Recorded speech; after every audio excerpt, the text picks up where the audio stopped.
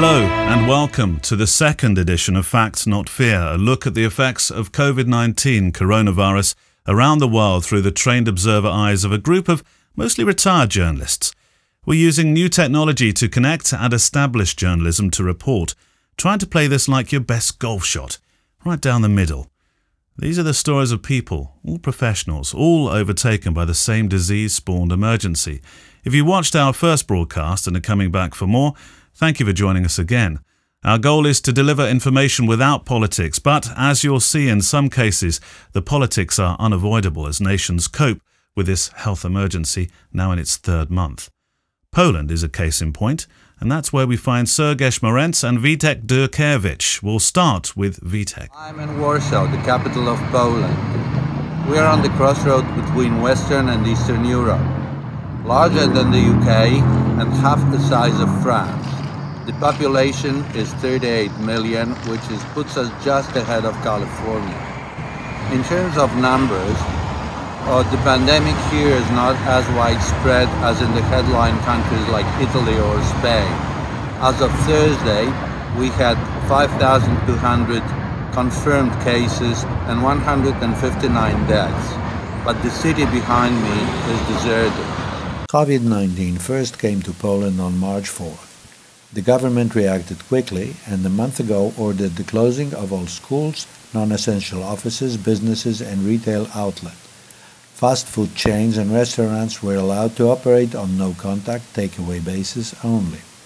The borders closed on March 14th with only returning Poles and legal permanent residents allowed in.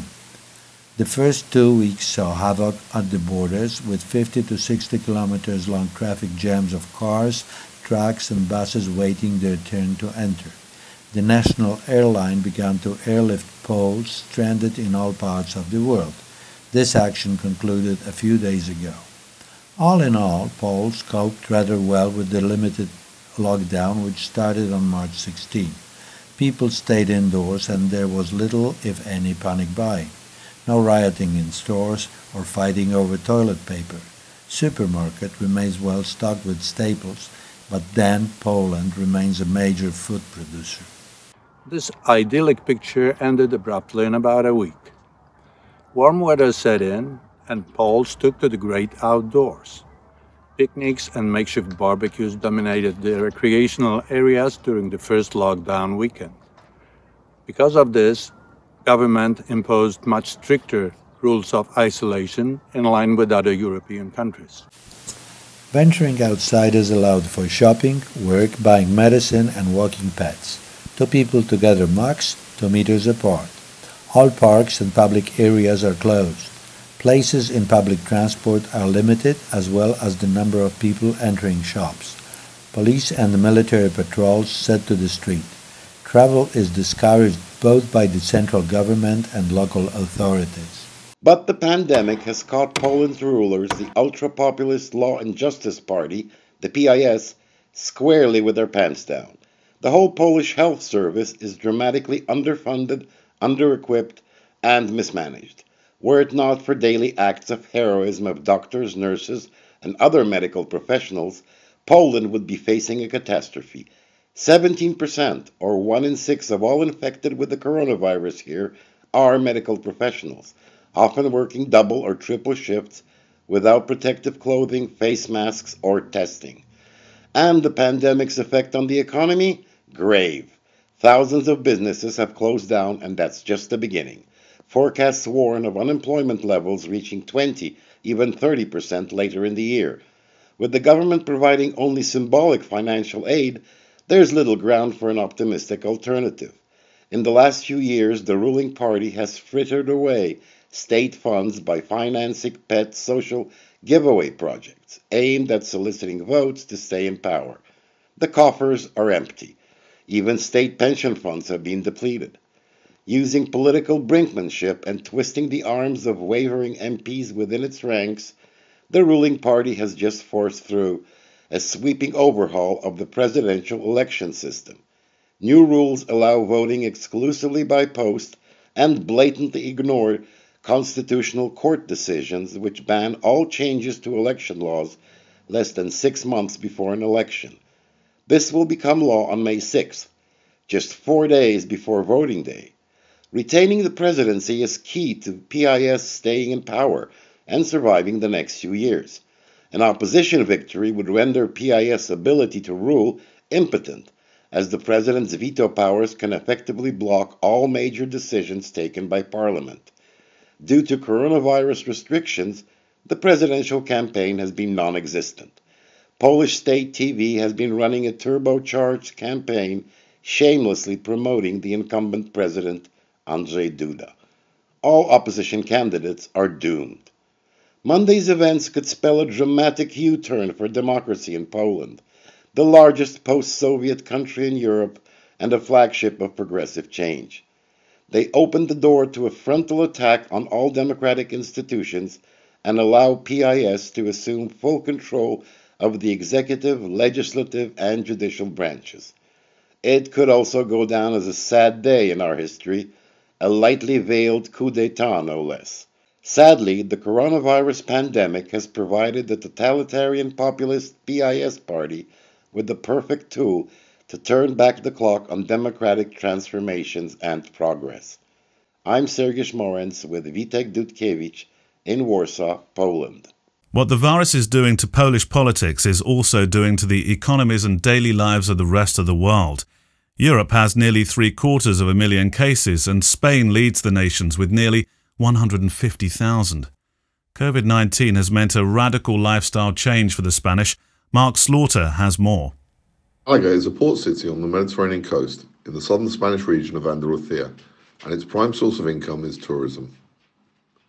Suffice to say, the effects of COVID-19 have had a devastating impact, with 85% of local businesses now closed for the foreseeable future.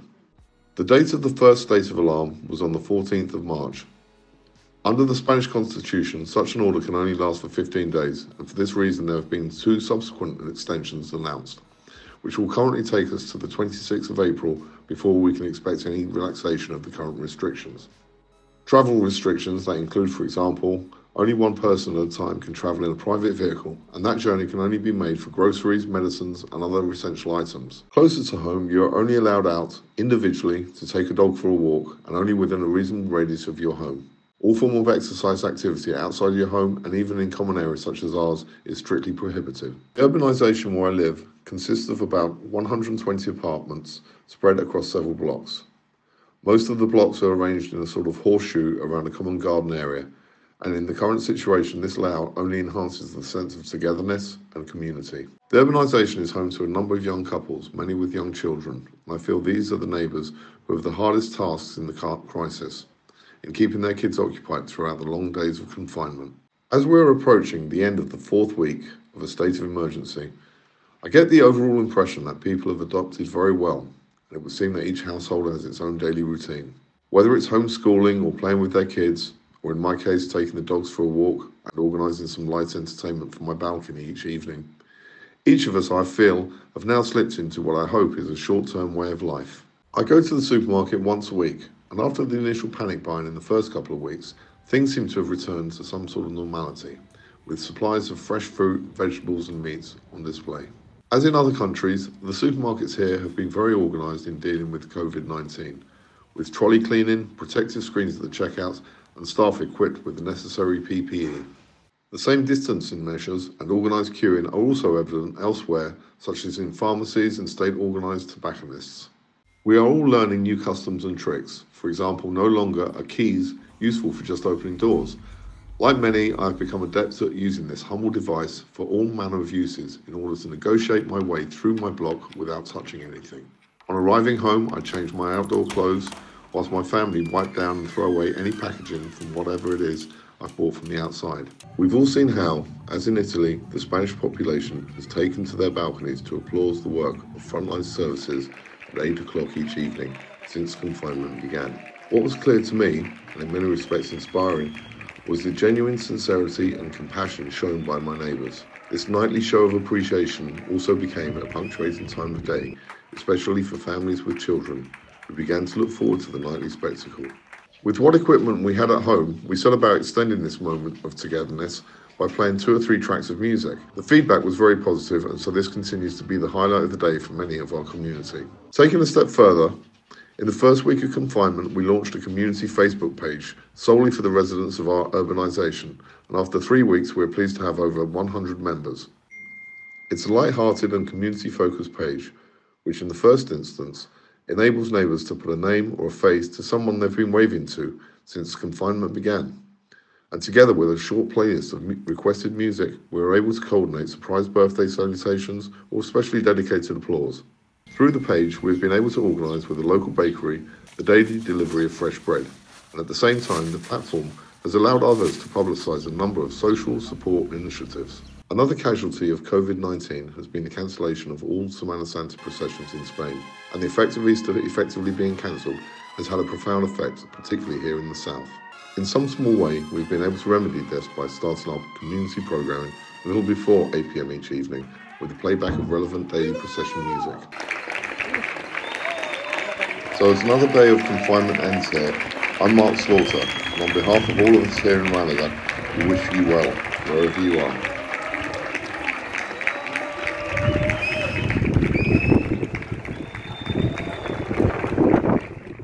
Every social media platform has become a lifeline for those trapped by the pandemic. Pictures of pets and other trivial announcements have given way to real communication between people starved for contact with others as a result of social distancing.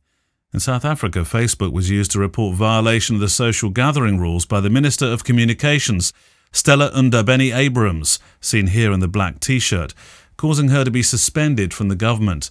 An apology followed, but the damage was done, and South Africa has other problems. Paul Tilsley's report takes us to Johannesburg. The birds have the answer. The geese and the ducks, none of which sources say are called Donald, have the answer in Johannesburg. Their unusual friendliness shows the lockdown in formal suburbs of South Africa's largest city is being adhered to. They've abandoned their usual aloof and skittish social distancing and deign to approach me, because the perhaps slightly strange folk who normally feed them have been indoors for over a week now, adhering to the South African government's instructions to stay home. In these suburbs, people don't even come out much to shop, which is permitted. It appears they have the funds to plan ahead and get in supplies. But in the informal parts of Johannesburg, mostly generally in the so-called townships, and particularly in Alexandra and Soshanguve, it's a different picture. Residents living hand-to-mouth, pensioners collecting their grants, say they have had no choice but to go out and stand in long lines, mostly ignoring the pleas of officials to keep 3 feet apart. In Alex, as we call it, then there's those that apparently don't believe the virus is going to take them. One minister said so many are just having an outing, are chilling. People are just hanging about. As one told me, this lockdown is a holiday for us. Lining a rail, just watching passers-by. On a stroll up and down the street. At first, the police and army tried embarrassing some, forcing them to roll through muddy water. Human rights groups protested, so the authorities started arresting people who refused to stay home. In the first week of the lockdown, 17,000 were arrested. Over 40 wedding guests, including the bride and groom and the priest, have been arrested for ignoring the stay-home instructions. The bride got to spend her wedding night in a cell, still in her wedding dress. On the highways, some are also not taking the lockdown seriously. One man, stopped at a roadblock, told police he was going to visit the home of his grandmother, who had sadly just passed away. In fact, he was off to see his girlfriend. He's now got to explain to his wife why he's sitting in police cells far from home. But most, it should be said, are taking the lockdown seriously. This is Johannesburg's international airport, shot specially by a friend under lockdown in a hotel across from the terminals. This is Paul Tilsley in Johannesburg. Christel Kucharz in Cape Town, South Africa. While the borders of South Africa have been closed since the 18th of March, the nationwide lockdown to curb the spread of the coronavirus is now in its second week. For the last 10 years, ever since I retired from ABC News, I tried to escape the dull and grey Bonn winters in exchange with the beautiful summers in Cape Town. I fell in love with the city a long time ago and can't get enough of it. I usually stay here long enough to enjoy the summers and go back to Germany when summer arrives there. What makes it so special this time is that I literally got stuck here when my flight, which I had booked for the end of March, was cancelled, the borders were closed, and the lockdown was imposed. So here I am, not too shabby for being a coronavirus hostage, mostly enjoying my balcony thanks to the good weather that we still have here. And more so, enjoying every now and then a chat across from one balcony to the other with the next door neighbors. Of course, I use other means to communicate as well, but the personal chit-chats are vital, and they're making my luxurious balcony prison all the better as I wait for a seat on the repatriation flights the German government is laying on for some 7,000 German travelers that are stuck in South Africa because of the lockdown. Some of the other residents in this building are opening their balcony doors at 8 p.m. every evening to sing out songs. Not exactly my specialty, but certainly one way to enjoy some togetherness without being together. Truth be told, I haven't been outside of my building for a little over 2 weeks now, due to the support and the help that I have been getting from my next door neighbors, V and George. They made a point of telling me to stay home and stay safe for my own benefit, but also for theirs. They are shopping groceries for me, and we use sanitizers to clean up the packages when they come back from shopping, and thankfully we have all the paper products that seem to be in short supply elsewhere. It was today that I felt for the first time that there's more to the lockdown than just empty streets, less traffic and fewer people outside. I can tell from standing on my balcony overlooking my neighborhood that it is unbelievably quiet outside. I can hear birds singing, and I'm struck by this amazing drone footage which shows the serene visuals of Cape Town's sleepy streets. It's amazing. I'm Christel Kucharz in Cape Town. Italy was hard hit in the early days of the crisis. The north near Milan was particularly targeted, and Italy still ranks third in total cases reported by the World Health Organization, behind the United States and Spain. Wolf Achtner works in Rome, but reports from his home 80 miles north of the city. For the past month, ever since the Italian government has ordered a vast majority of citizens to stay at home, I've passed most of my day between my studio and my living room. Aside from the occasional report, I have spent most of my time on the internet and watching movies. In addition to hundreds of books, I also have hundreds of films. As you can hear, it is most uncharacteristically for Italy extremely quiet.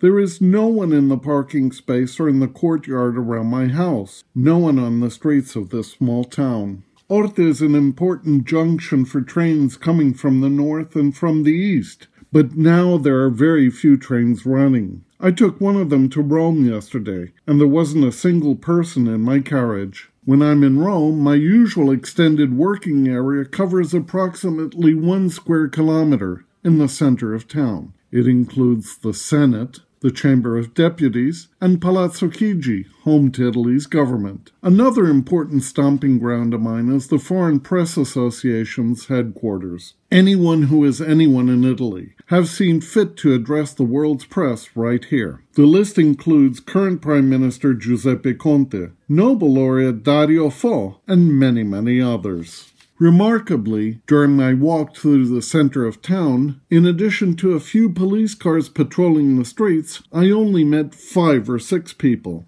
Since I live alone, I couldn't stand sitting on the couch at home and watching TV every night, so for the past 10 years I've passed most of my evenings working at La Famiglia, the family restaurant run by my friend Paolo and his cousin Fabrizio. Initially staffed only by family members and then Italians, now most of La Famiglia's personnel are foreigners, Since it's most likely the restaurant won't be allowed to reopen for customers for at least another month, my friends have decided to prepare meals for takeaway and home delivery. Fabrizio and his eldest son, Gregory, have prepared leaflets and are setting up a website in order to set the restaurant in motion again by the end of this week. Overall, Italians have respected the recommendations and pleased to stay at home. During the past weeks, throughout the entire country, people have hung Italian flags on their balconies, or signs like this one that say, "Andrà tutto bene," everything will go well. But there are many part-time workers, gig economy workers, and others who work in the so-called gray economy, an official economy where workers don't appear on the books, who have started running out of money. The Italian government has set up a system in order to provide a tax-free bonus for many of these workers. And every Italian town has received funds in order to provide food vouchers for the needy. But this money has not yet reached the pockets of those who need it most. And observers say, there may be food riots unless they get it very soon. Achtner, Orte. Nowhere is safe from this pandemic. The island of Cyprus is ready to celebrate Easter, but the virus has curtailed plans. Churches are closed. Rosie Charalambous is in Nicosia. Hello, I'm in Cyprus, where we're pretty lucky with the lockdown, which has now been going on for 2 weeks, because, as you can see, the weather's really rather nice. It does mean that those of us who are stuck at home can get out and catch up with the gardening, for example, or do all the other things that everybody over the world, I guess, is doing when there's nowhere to go but the supermarket if you absolutely have to. So, gardening is one thing, baking another, and if push comes to shove and you're tired of looking at screens and chatting to people online, well, there's always going back to your childhood and doing a jigsaw puzzle. But what about the lockdown? Earlier this week, the committee that is advising President Anastasiades recommended that the lockdown continue now until the end of April, because Cyprus looks as though, if not actually flattening the curve, it's getting there. At the last count, 446 cases on the island and 14 deaths. There are a couple of hot spots where testing is going on apace, but if people stick with the regulations, the authorities are hoping that we can beat this, possibly before the height of summer. The problem is that Orthodox Easter falls next weekend. That is the biggest celebration in the religious festival calendar. The preparations start weeks in advance, and the ladies get together with their children and grandchildren, baking the traditional flaunes, which are sort of cheese pastries. They're delicious. And also dyeing eggs, usually red, but nowadays could be other colours too. So it's a family time when everybody gets together for the preparations of the big Easter celebrations next weekend. And it won't be happening this year. For the first time in all the years I've been in Cyprus, the churches are closed. Whole villages used to gather for the evening service to light their candles, celebrate with friends and say, Christos Anesti, Christ has risen. It is a huge celebration, and one that this year is not going to happen. The churches are closed, and we're waiting to hear whether or not the Archbishop is going to allow his clergy to stream services online. And that will help the younger people perhaps, but not the older members of the congregation who aren't so tech-savvy. Whatever the outcome, I'll wish you Kalon Pascha. This is Rosie Charalambous in Nicosia. Between Philadelphia and New York City in the United States sits Bucks County. It is quiet, bucolic, a sanctuary for commuters to both big cities, but, as Chuck Lustig reports, not immune from the effects of COVID-19. This is Chuck Lustig in historic Bucks County, Pennsylvania. This suburb, located 20 miles north of America's sixth largest city, Philadelphia, this week reported 508 coronavirus cases and 14 deaths. This past weekend, I set out to see how my neighbors were dealing with the pandemic. What I found was a lot of silence, as most of my town heeded the advice of state officials who asked Pennsylvanians to stay at home and remain separated from one another. Whether it was at synagogue or church, on nature trails and bike paths, the sound I heard the most was the sound of silence. Empty streets were the norm. The town's train station was unoccupied, as were my town's golf courses, ball fields, and libraries. Normally busy with traffic and strollers this time of year, the center of Yardley's Main Street was void of traffic, as was the Delaware River, as Yardley sits just south of the point where America's first president, George Washington, famously crossed the river to defeat the enemy at Trenton, New Jersey. Those who did venture out exercised alone or stayed in their yards to handle their spring chores. All told, I'm able to report that my town's population was, for the most part, spending their weekend doing what they needed to in order to stop the spread of the coronavirus. Chuck Lustig reporting from Yardley, Pennsylvania. Sam Donaldson won awards covering the White House for ABC News in America, starting with the Carter administration in '76 through the early Clinton years of the '90s. His retirement took him to New Mexico, where we find him with his wife Sandy and their dog, who just had to make an on-camera appearance for this broadcast. Hello. We're holed up here in Albuquerque, New Mexico. That's where my wife Sandy and I live. Sandy's the shooter at the moment, but you'll meet her in a little while. And of course, this dog Champ. Yeah, let me alone, will you? I mean, I'm busy. 3 weeks ago, our governor, who stands 4'11" in stocking feet, Michelle Lujan Grisham, the first Hispanic female governor of the United States in modern times, said, folks, let's stay in place. Let's be smart. Let's try to kill the virus before it kills us. I think she was right. So I only go out when we need essentials. I go to the grocery store. I go to a drugstore to get medications. And of course, I go to the wine store. I mean, you got to live. I mean, and that's the only reason that I go out. So here we are. Our home is right against the Sandia Mountains. Now, the Sandia Mountains sound very romantic, until, of course, I tell you that the word Sandia in English is watermelon. So we're against the Watermelon Mountains. We like it. It's New Mexico. It's the Southwest. It's rocks. It's cactus, some ponderosa pine. And once in a while at night, you might hear a baby cry up there. And you say to yourself, a child is lost in the mountain? No. You don't want to be with that child. That's a cougar. You say, well, a cougar cries, a cougar cries. Now, on the other side of our house, at night, this is what we see, and here's Sandy. Hi, everybody. I'm Sandy, and this is Albuquerque at night, looking west. And tonight, we have a very special thing. Up here, we have the space station, which is crossing our path tonight. Maybe you can see that.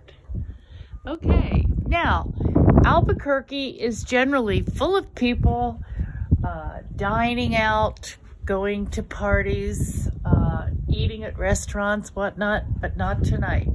Everybody is doing what we're doing, staying home. So it's very quiet. There are no cars on the highway in front of us, no cars coming up into our mountainous area.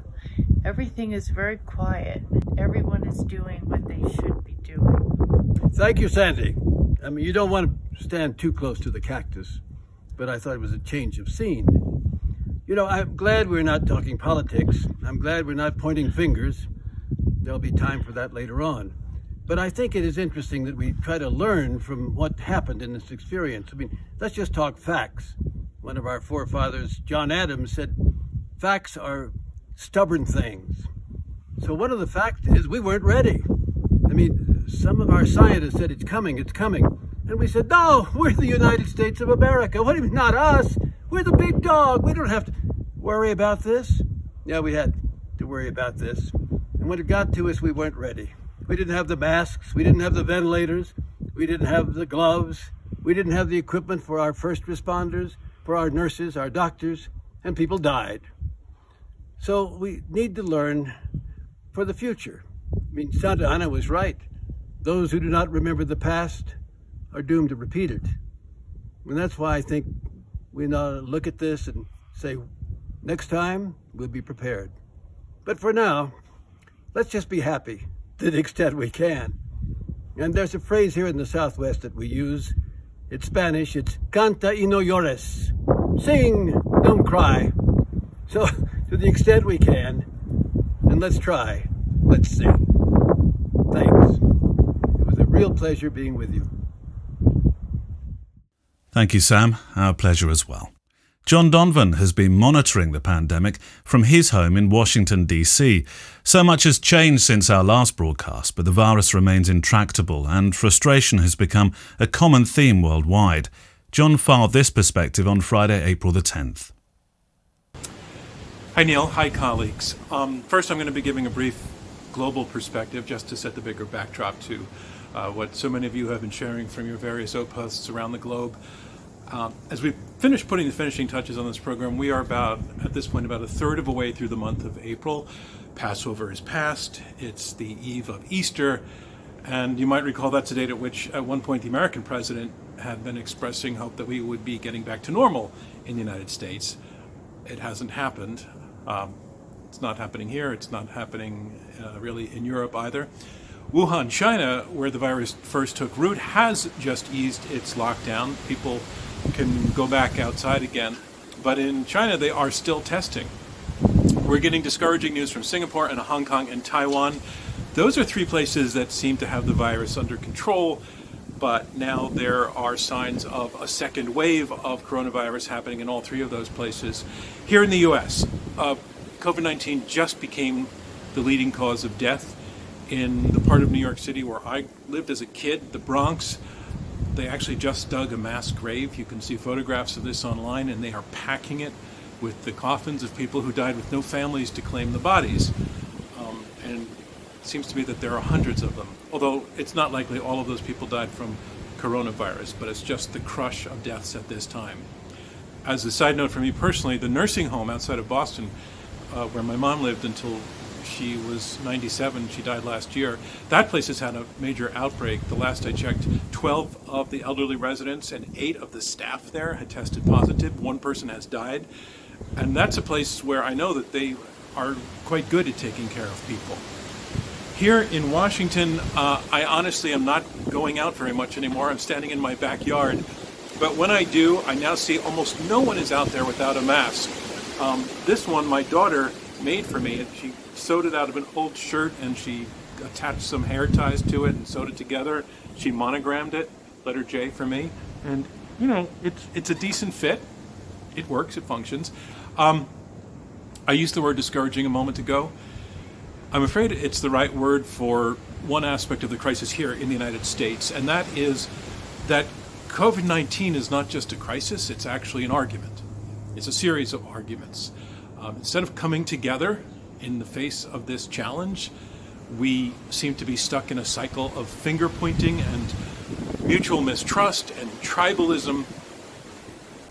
Given what the stakes are, it's sort of unbelievable. Science is under assault. There is good reason to think that the virus is doing much greater harm to minority communities than elsewhere. The U.S. Navy actually fired a captain of an aircraft carrier for publicizing the COVID outbreak on his ship. And he did that when the facts suggest the Navy was slow to do enough about what was happening on that ship. And then it's the Supreme Court barred the state of Wisconsin from postponing an election this past week. The postponement was meant to make, to get to a safer date when there would be fewer people put at risk crowded together in polling places, but the election went ahead. So in general, the way that we are reacting to and discussing this point is unfortunately shaped so much more by ideology than by compassion or by comity. Well, the scientists, if you trust the scientists, are telling us that the peak has yet to hit us. So here's hoping that we hold together for that. Okay? Finally, I'm tempted to do a chorus of the Beatles, Oh Blah Dee, Oh Blah Da, to remember that despite all the dire circumstance, life goes on. We know this because we've asked some of our friends to tell us about their experiences, and we got a little help from photographer Fran Corbett and her family in France. I'm Fran. I live with my husband, 3 of my sons and 2 dogs. I think we might have good weather today. It does help. We live in rural southwest France. Sean? Yeah, so Sean. 3 weeks from Macron's speech.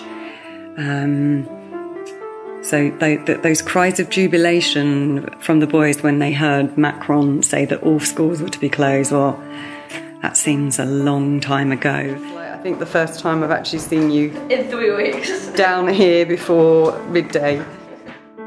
I think they'd still rather take the confinement and no school than no confinement and go to school. I think kids are just like that. It's actually okay having us all here together. There are fights, definitely, lots of daily fights. No, read it properly, Sean, or I'll make you write it out and then read it. So read it, make it interesting. To leave the house, you need everybody, anyone who leaves, needs an attestation, which is a document that says why you're going out, what time you're going out, your name, address, signature. And if you don't have a good reason for going out, then you will be fined €135.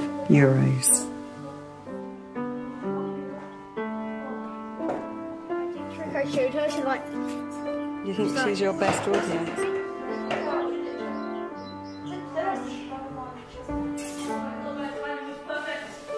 We're lucky to be here, and it may look idyllic, but we have our worries. We have financial pressures with everybody else. I'm worried about my family and my parents in the UK and in Ireland. I've got 2 sons in the UK. My husband's mother is in a care home here. She has dementia. He hasn't been able to see her for a month. This week, with 10,000 deaths from COVID-19 reported in France, the lockdown or confinement was due to be lifted on April the 15th.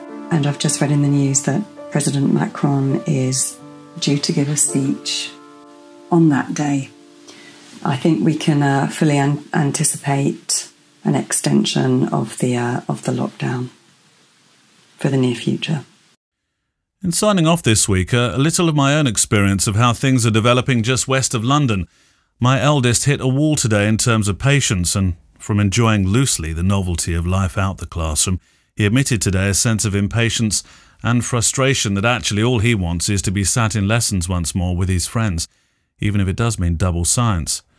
My youngest has learned to skip on the trampoline, and if ever skipping on a trampoline becomes an Olympic discipline, the hours of practice may yet reveal the family's first athlete. I spent my morning interviewing via Skype a photographer in the Philippines. This became conversation over mealtime, which appropriately followed my wife's return from shopping for food.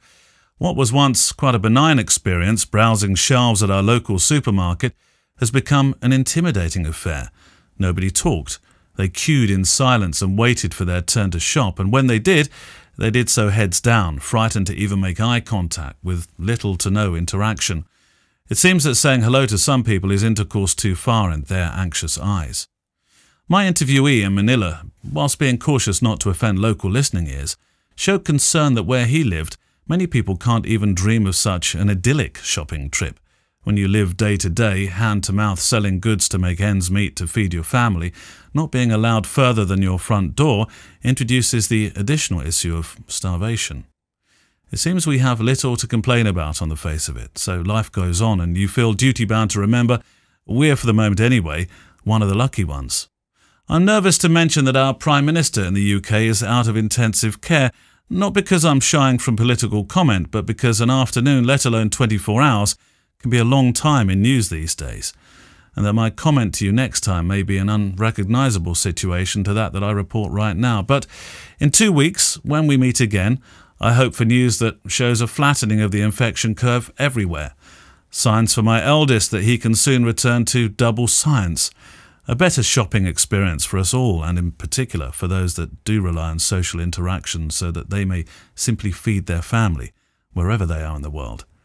Reset is an uncomfortable feeling, and I hope for my youngest, who, whilst not ambivalent to the world in crisis, can find solace in breaking his personal record of 971 skips on a trampoline. Until the next time, stay safe.